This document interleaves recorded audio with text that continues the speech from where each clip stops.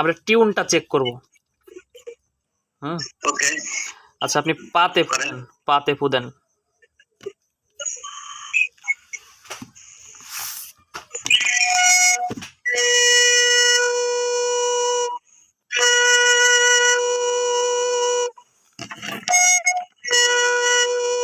ওকে আমিনুর ভাই, হ্যাঁ পা একটু ডাউন আছে, ওইটা আমরা যদি প্রয়োজন হয় মানে তখন আমরা একটু ঘষা দিয়ে ওইটা তুলে নেব নে। হ্যাঁ, এখন আপনি হাতে ফুদেন।